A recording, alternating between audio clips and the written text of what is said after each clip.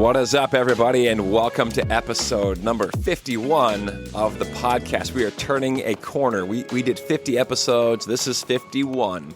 And so we're, welcome to the back nine. We're going for another 50 more. And today I wanted to talk about this analogy I heard in philosophy class. I don't know if it was 15, 18 years ago when I was an undergraduate. The very first class I ever took at Red Rocks Community College in Arvada, Colorado. I absolutely loved it. It was Philosophy 101, taught by this dude. It was like a week-long, 8 hours a day intensive class of philosophy. It was incredible. But I heard this analogy that I will never forget, and now I can't stop seeing it everywhere I go. And you maybe have heard of it, but I wanted to just tell you it in case you haven't. It's called Plato's Cave. Plato was this philosopher that existed a long time ago, a few hundred years before Jesus even. And he was like the protege or the student of this philosopher called Socrates. And then, of course, Plato had a follower named Aristotle. You maybe have heard of these three kind of, they're giants in philosophy circles. But anyway, Socrates one time said famously, "The unexamined life is not worth living."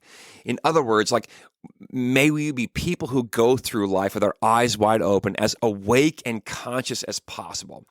And I found, I don't know about you, but I found in my life, the temptation to not be awake is so great.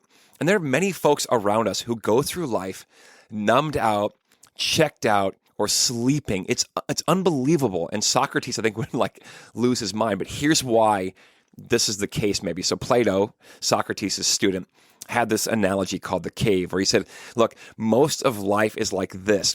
Imagine you're in a cave and you're tied to a chair.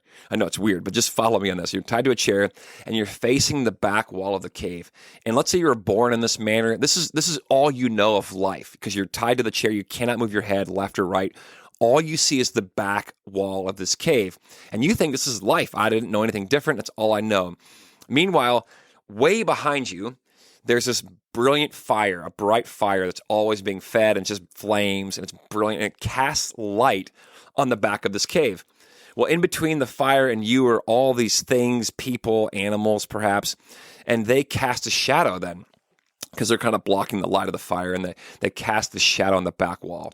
And you're watching this whole thing, and you think this is life, right? It's not, of course. It's just the back wall of the cave, and it's just shadows that are being cast on the back wall of this cave. Well, let's say one day somebody comes and they rescue you, and they untie you, and they stand you up, and they bring you out of the cave, and they bring you into the bright world of real life and sunlight. And like at first, your eyes, you couldn't see anything. It would be like shocking. You'd be like, what is going on? It'd be disillusioning. It'd be like disorienting. All you thought you knew was not true. You're like, oh gosh, there was a fire, and those are like shadows. And your eyes would eventually begin to adjust, and you would see the reality for what it really is.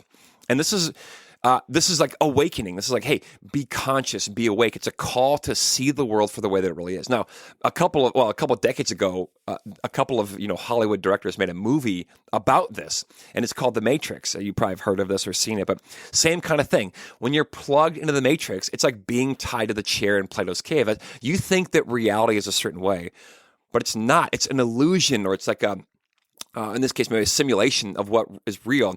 And once you're unplugged from the Matrix, though, it's disorienting. Remember when Neo wakes up and he is in that slimy bath, and then he kind of comes to, and you begin to realize what reality really is. It's not always pretty either, by the way, but being conscious and being awake is what Plato calls his followers to do and be. Now, here's the reality, though. You might then tend to go back into the cave and want to rescue other people who are tied to the chair. And you'd think, oh, they're all going to be like, yeah, of course, like free me, let me go, let's go. But what Plato says, and of course he's Socrates' student, and what happened to Socrates is Socrates tried to do this.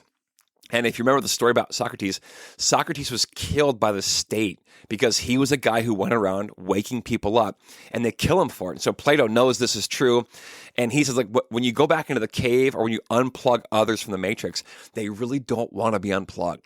Remember the scene in the Matrix where the guy's like eating the steak? He's back in the Matrix, one of the bad guys. And he's like, I know this steak isn't real, but I don't care. I want to be in the Matrix. Because here's the reality I think I found in life too. Most people don't want to wake up. They'd rather go through life working their 9 to 5 or whatever, which is not a dishonorable thing in terms of having a job 9 to 5, but I mean like people like just numb themselves out by pouring themselves into these vain ego projects, and they're just really in a lot of ways ways to like not be awake fully. And or they kind of like try to have all these other things going on that numb them out, or at the very worst, drugs, alcohol, extramarital affairs. All these things are things that kind of numb us out and sort of dilute life, and we're not really fully awake or conscious. But Plato says that when you go back into the cave to wake others up and to untie them, you think they'd want to be saved. They really don't. They get upset at the prophet or the one who's come to set them free, and they get angry and they want to kill the prophet because he's ruining their illusion, this kind of thing. Which is like historically, like that. Look, let's be honest, that's what they've done to prophets. Like Jesus is a great example. They kill the one who's come to set them free. It's wild, this story. And also, once you see things, though, it's hard to kind of unsee them. And so there are many of us that are hopefully waking up. But the question is, I guess today is, how awake are you? And how awake do you want to be? And do we want to be folks who go through life numbed out, checked out, and sort of pour ourselves into these things that only keep us asleep? Or do we want to be awake and begin to help wake others up? But here's another truth about this. Like being awake, as you see in the Matrix or as you see in the Jesus stories, like Jesus says, like, hey, narrow is the path that leads to life, or that leads to being awake, and wide is the path of destruction. Like being awake is not easy. It's actually the heavier, the more burdened way of living, because when you start to see things, you can't unsee them. The suffering of the world, for example, or the way things really operate and function. It begins to be, like I said, disillusioning. The light is bright when you leave the cave. It's not easy.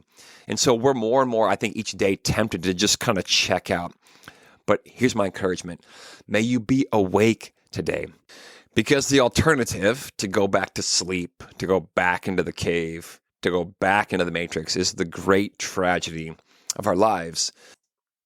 So wake up. Don't go back to sleep. Don't go back into the Matrix. And when times get heavy, when consciousness or having your eyes open becomes a heavy burden, and it will, lean into others. That's what community is that's why it's so important, because we can help bear this burden together and go forward in the state of being awake.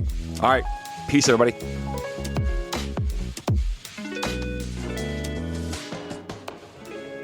Hey, if you enjoy this show, I'd love to have you share it with some friends. And don't forget, you are always welcome to join us in person at Central in Elk River at 8:30, which is our liturgical gathering, or at 10 o'clock, our modern gathering. Or you can check us out online at clcelkriver.org. Peace.